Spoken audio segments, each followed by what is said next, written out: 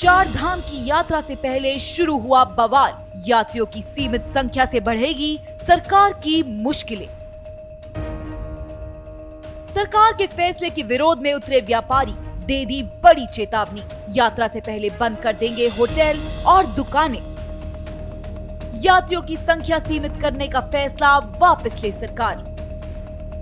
यमुना घाटी में भी व्यापारियों ने जताई नाराजगी। सरकार को हाईटेक व्यवस्था देने की दी सलाह।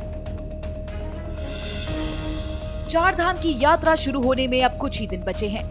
इस बीच नई मुसीबतें खड़ी होती जा रही हैं। सरकार ने श्रद्धालुओं की ऑनलाइन रजिस्ट्रेशन की संख्या को सीमित कर दिया है, यानी कि अब एक लिमिट में ही श्रद्धालु प्रतिदिन के हिसाब से यात्रा में शामिल हो पाएंगे। सरकार के इस फैसले का चार धाम होटल एसोसिएशन ने कड़ा विरोध किया है। अब ये विरोध बढ़कर यमुनोत्री घाटी के व्यापारियों में भी देखने को मिला। पहले ही यमुना घाटी में व्यापारी QR कोड का विरोध कर रहे थे। अब यात्रियों की संख्या सीमित करने के फैसले से व्यापारियों में भारी गुस्सा देखने को मिल रहा है।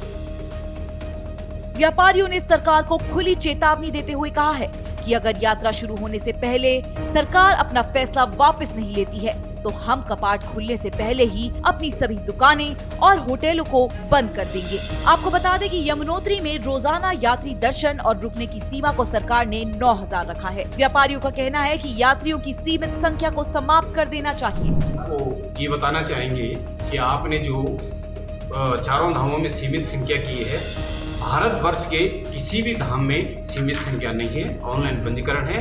अगर ऑनलाइन पंजीकरण नहीं हो पाता है तो तुरंत वहीं पे धामों में ऑफलाइन पंजीकरण हो रहा है। लेकिन सरकार ने जो ये फरमान दिया है, इसका यमुना घाटी महासंघ घोर विरोध करता है और चारों धामों में इसके लिए जो है आगे रणनीति बन रही है और सरकार के खिलाफ हल्ला बोल होगा। अगर सरकार अपने जो इन्होंने नंबर सिस्टम किया है इसको वापस नहीं लेते हैं और ऑफलाइन की व्यवस्था धामों में नहीं करते हैं तो 10 तारीख को यमुनोत्री और गंगोत्री दोनों धाम के जितने भी होटल व्यवसाय वाले हैं सारे होटल हम बंद रखेंगे। यमुनोत्री धाम के कपाट 10 मई को खुलेंगे। इससे पहले यमुना घाटी में व्यापारियों ने सरकार की टेंशन को बढ़ा दिया है, क्योंकि यहाँ व्यापारी दो चीजों का विरोध कर रहे हैं। एक है यात्रियों की संख्या सीमित करने का और दूसरा QR कोड का। व्यापारियों की मांग है कि यमुनोत्री रोड में प्लास्टिक रैपर पर लगाए जाने वाले QR कोड को भी समाप्त कर देना चाहिए। QR कोड पानी की बोतल में 10 रुपए का अतिरिक्त चार्ज यानी कि ओवर रेटिंग है। साथ ही सीमित संख्या के चलते श्रद्धालु ऑनलाइन रजिस्ट्रेशन नहीं करवा पा रहे हैं, जिससे चार धाम यात्रा बुकिंग पर प्रभाव पड़ता हुआ नजर आ रहा है। सरकार को ये पता है कि चार धाम यात्रा चार धाम वासियों की लाइफलाइन है और इसी से सभी का चूल्हा जलता है। आप ऐसे क्यों ये वहाँ पे जो यात्री आ रहे हैं उनको ऑनलाइन पंजीकरण की व्यवस्था नहीं है, स्लॉट फुल हैं, इन चीज़ों में फंसाकर उनकी आस्था पे क्यों अंकुश उठा रहे हैं? और आप चार धाम यात्रा को के जो भी जितने भी धामों में हैं इसको आप जो है समाप्त करना चाह रहे हैं और मानस खंड को जो है अधिक यात्रियों को मोड़ा जा रहा है। ऐसा क्यों? जो यात्री चार धाम की आस्था लेके आता है उसे यात्रा करने दो, उसे वापस मत जाने दो।